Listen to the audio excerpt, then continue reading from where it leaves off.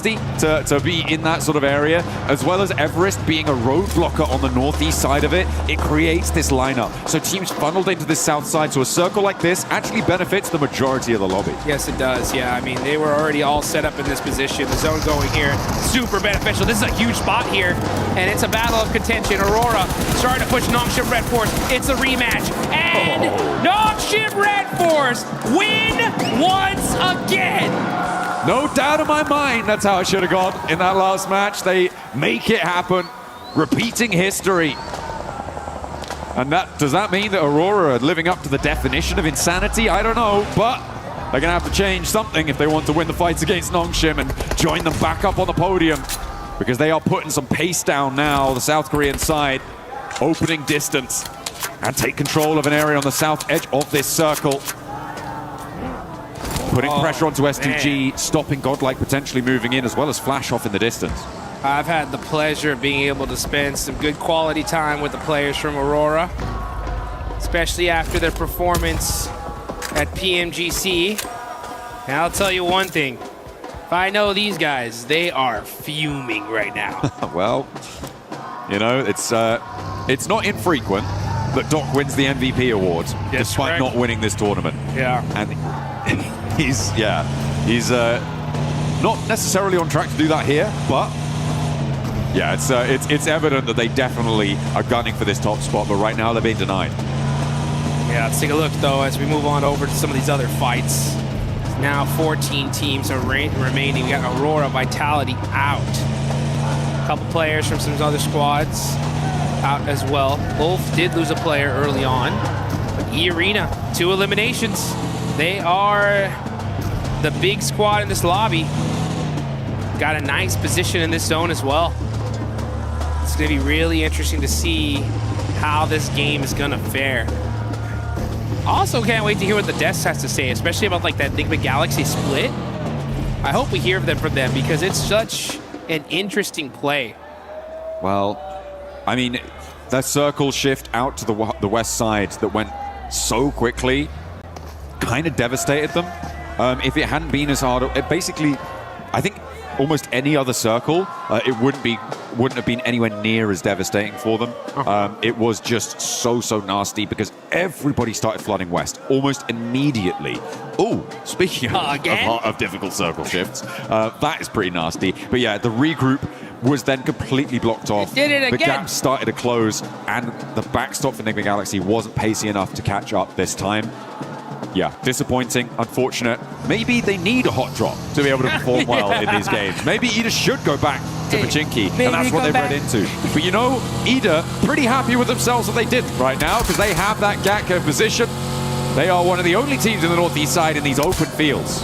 And they get blessed here in this circle, and that just goes to show sometimes a hot drop is good to avoid. Satan all by himself. Oh, he's so in trouble. It's on fire.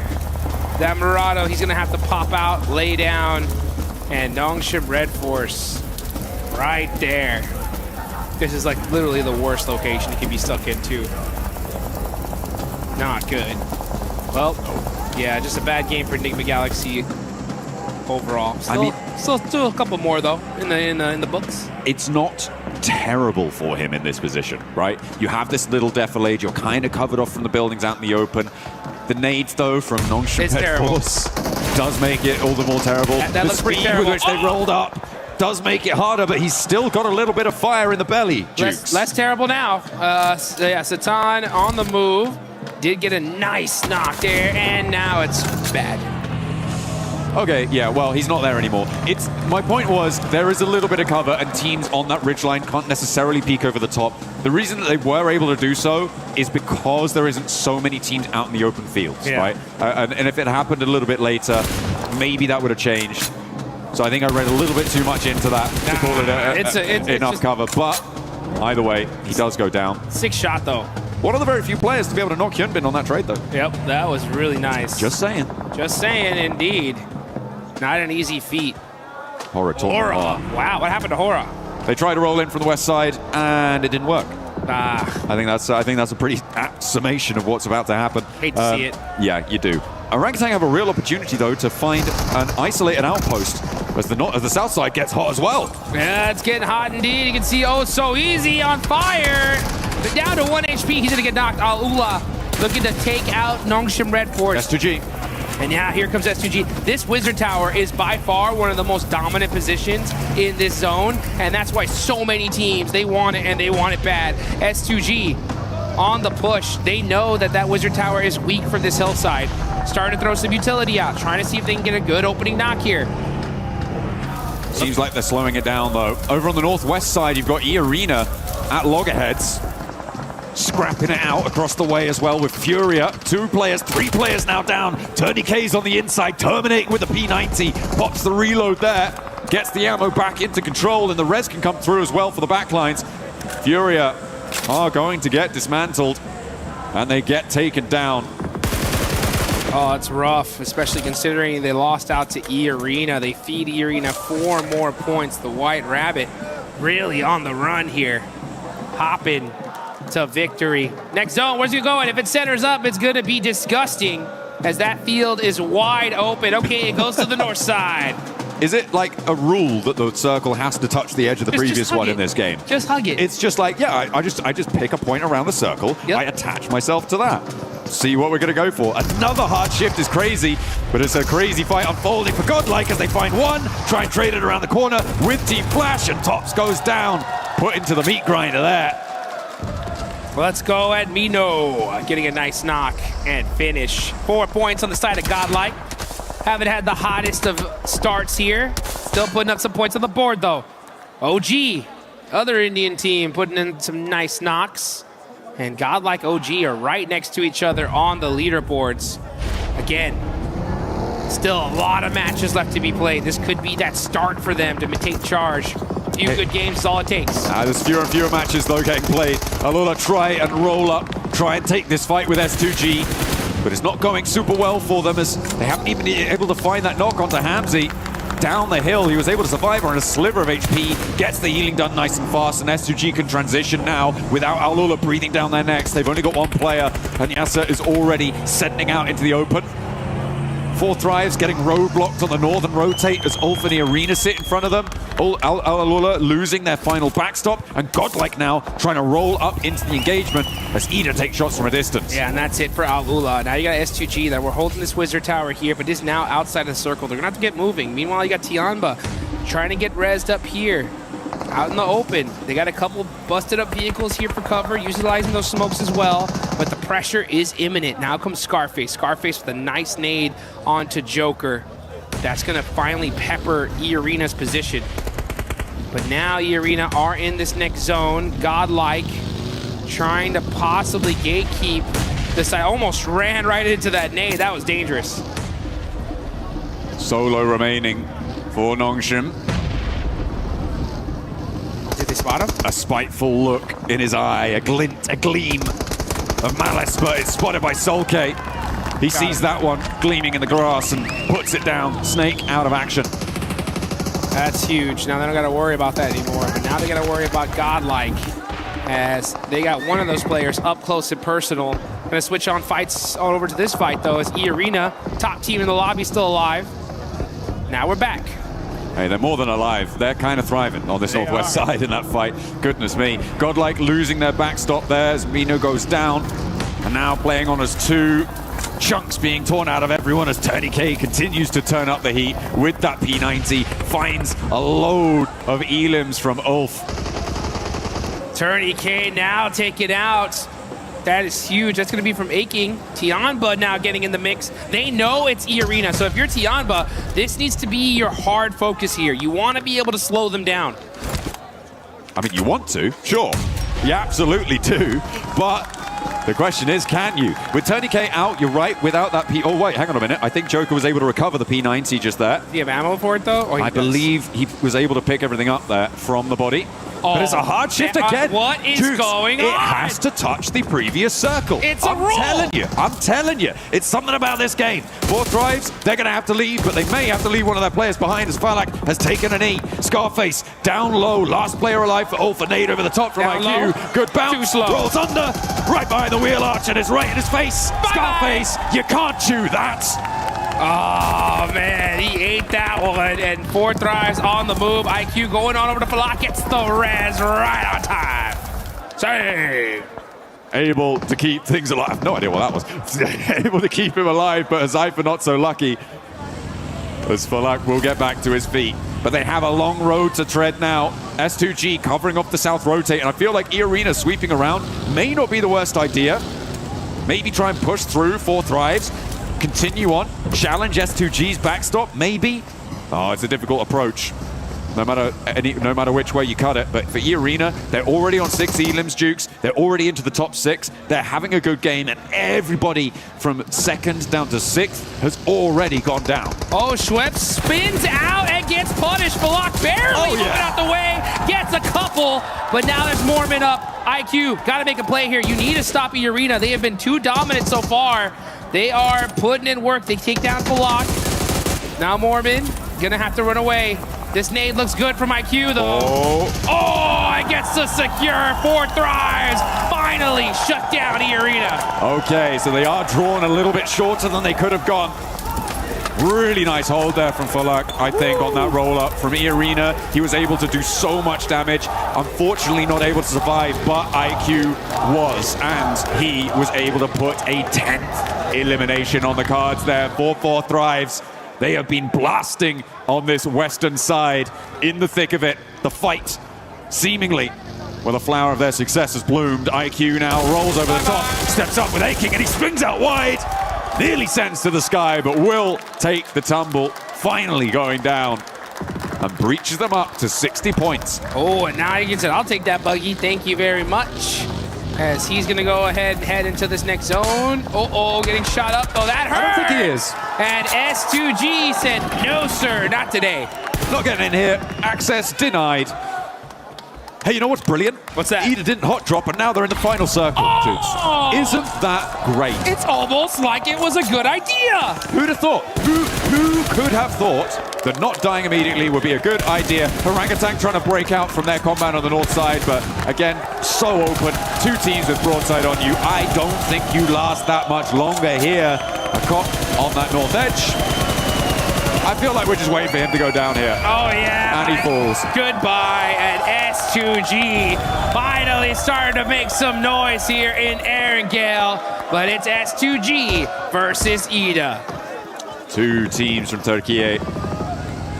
Out in the open, though, S2G definitely have control of this circle. Oh, yeah.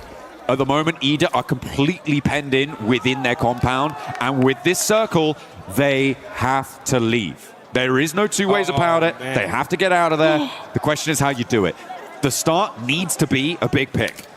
The zone didn't touch the edge? Oh my goodness. Crazy. What a change up here. Kamikaze able to find a P90 and full level 3 gear. Oh man, that is just so good on the side of S2G. Gotta be careful though, he's gonna be hiding behind this tree. Cannot afford to get knocked, but they have full control of the circle. Ida have to move out. If you're Ida right now, you really need to kind of start peeking and trying to find a pick. If you can get a good knock here. I think. No, they're just mounting up. I mean, look at the timers on those smokes. Oh, yeah, they're just going to go for the vehicle rollout and try and crash it. They're going to try and read the zone. The laying out back, the laying out wide for S2G. They've left a trap for Lost to be able to find the pickup, but Rita may be able to find something. The fact that there's only 1 knock set to Ida is not great for S2G, but finally get a second. Finally an answer, and Emre charges in, but the ammo count is very, very low there, and they've already lost 2. Trying to get this confirmation. He should be able to get at least 1. Yeah, he'll take that point. All right, well, that's a consolation prize. But S2G looking to make this happen unless Darkin gets a good shot. He's only got 21 rounds left. In the Mini 14. And Kamikaze's full level 3'd out. That's going to be a hard knock. I mean, there's plenty of ammo left in the back pocket there. Oh, Kamikaze. Ouch. Oh, what a lineup. Steps out a little bit too wide there. And Emre able to shut it down, but he's getting crunched in by the zone. Forced in, but S2G seemed like they had complete broadside here, but now we're in a 2 versus 2. Emre steps back into the blue. Baits Sulke out for the peak, but Doesn't quite confirm. He's still down on his belly, though. Stands up, goes for the fight. Does take a lick back, but Sulke puts him down. A 1 versus 2 as Darkin spreads out wide, tries to sweep over towards the off angle. Hit the gas. Darkin coming up close and personal, and Hatsuji with the DBS. And nah, not today. This is our game to win. That's a big S2G chicken dinner. S2G going God mode at the end there. Chokehold on the zone, able to take it all down. Nobody standing in their way. Really nicely felt there on that south edge. For Ida, a little bit too passive in their zone, in their compound, but they survived deep into the match, Dukes, and that is a good result. I feel like they were able to do, well, I know that they were able to do a lot more than they've done in any other Erangel over the course of this tournament. Yeah, or any other game in this tournament. Of these finals. Yeah, this is huge for the side of Ida. Honestly, a great finish. They were stuck in those buildings. That's a hard one to win. I just personally would rather see them just from those buildings. नहीं होगा कि S2G #12 से उठकर शायद top 5 में top 3 में आती हुई दिखाई दे, बिकॉज इस मैच से पहले S2G के पास 36 पॉइंट्स थे आई बिलीव, और इस मैच के बाद वो पॉइंट्स इनको 60 के आसपास लेकर आ सकते हैं.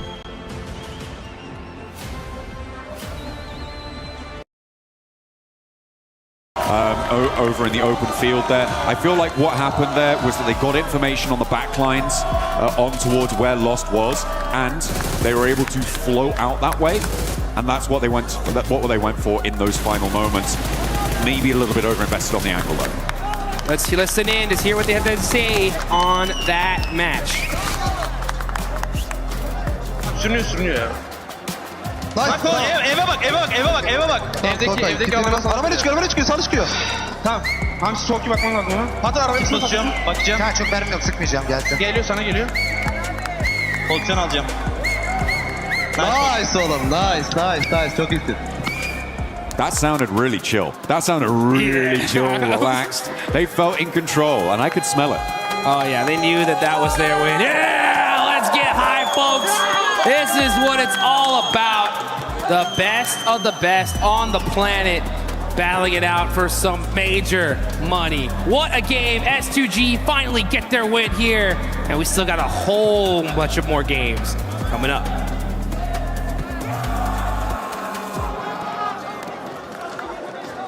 WC26, I'm the 7WG, and I'm joined by none other than the record-breaking man, Snacks Gaming. Snacks, how are you enjoying Paris so far? I'm in amazing bonjour and representing India here doing the watch party. I'm the first Indian ever to host a watch party officially from the S tier tournament, World Stage, World Cup. First Indian ever to do the watch party, and I'm super proud that these 8 boys, the game they showed in the group stage, the way they qualified, the standard they have set, because we don't get to play regularly these lobbies, and the way they adapted these lobbies and the way they qualified made us proud, and that's why I'm here. That's the biggest one, the way that they have adapted to the lobby. I feel like it's one of their biggest strengths too. We saw that with OG, we saw it with Godlike as well. Talking about Godlike, no more hot drops out of that team. They started performing a lot better here in these last matches. In the group stage, as they said, they did try to experiment the drop fights. I mean, they had a lot of drop fights, but initially for the first day of the group stage, they didn't felt good after taking the drop fights. They switched the playstyle, and now they're playing safe for the initial part of the drop. Then after that, if they survive 4-man, you have seen the players' potential. The way S-Power clutched. I mean, I feel like it's gonna the gunpower these boys have is insane. I just want them to stick together, play 4-man together, because in this lobby, it's all about team game. It's all about the way these teams isolate fights. And I wish they play together and they bring something really good performance back for India. And I'm hoping that's going to be the case, especially with the first round that we just saw, and then on the upcoming matches as well. I think they will be able to bounce back. I have Godlike finishing in top 5 and OG finishing in top 10. Damn. What are your predictions, brother? I mean, I just want them to do good, because we don't know the struggle they have been going through. We don't know the grind, how much grind they have did. Everything answers only through the gameplay. I wish we get top 5 for both the teams. It's going to be a huge thing for India, because again I said we don't get used to play regularly in these lobbies, and we get more opportunities because of these boys. And all these players watching from India, all these esports players watching from India, they'll get inspired and they'll feel motivated to do more for the country. 100%. Shukriya, bhai. Thank you so much for joining us. I hope you enjoyed the rest of the show, and I hope that the Indian teams continue to step it up. Back for some more PMWC at EWC 26.